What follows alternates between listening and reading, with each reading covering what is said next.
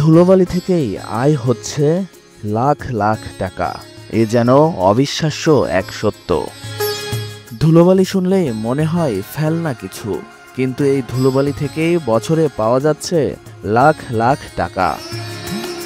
প্রতিদিন সকালে দোকান খোলার পর আর রাতে বন্ধ করার আগে 2 বার দেওয়া হয় ঝাড়ু।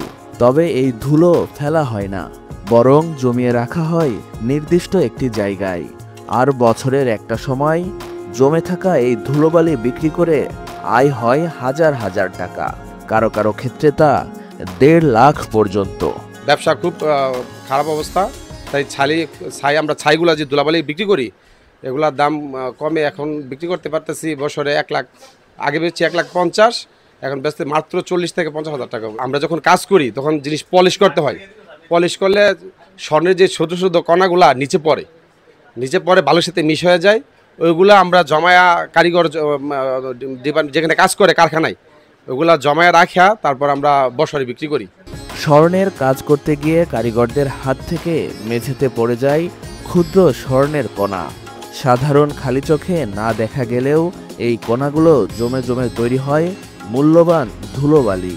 আর সেই ধুলোবালি থেকে বছরে লাখ টাকা আয় করছেন ব্রাহ্মণবাড়িয়ার কসবার স্বর্ণকার দোকানিরা। কাজের মধ্যে টুকটাক লস হয়, পালিশ করতে গিয়ে, কাজ করতে গিয়ে ওইগুলা মাটিতে পড়ে। ওইগুলো আমরা দেখা গেছে সবগুলা ঝাড়ু দিয়ে একসাথে করার পর এগুলা বছর শেষে একসাথে একটা কিছু পাইকার আসে, ওরা আইসা নিয়ে যায় আর কি। কিছু 30-40 এরকম বিক্রি করা যায় বছর শেষে। যেগুলা ধুলাবালির সাথে মিক্স হচ্ছে সেগুলো আমরা ঝাড়ুর মাধ্যমে এক সাইডে রেখে দিই।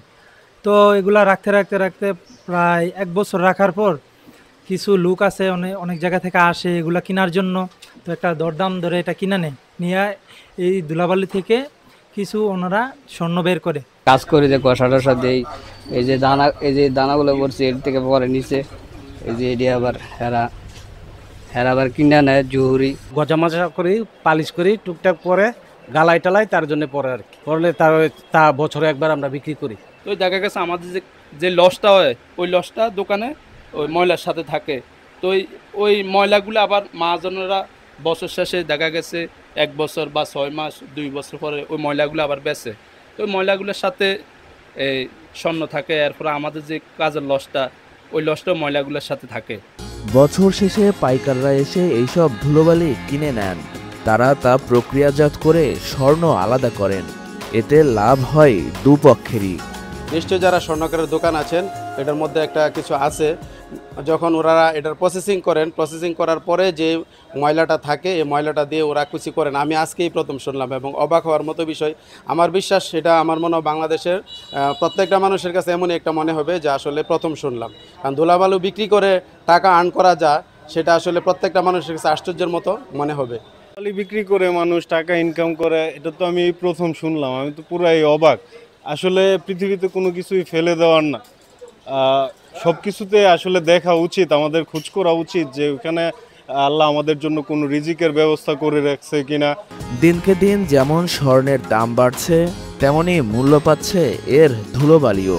তাই তো এখন স্বর্ণকাররা ফেলনা নয়, পরম যত্নে রাখছেন প্রতিটি কণা। ধুলোবালিও হয়ে উঠেছে তাদের আয় রোজগারের নতুন এক উৎস।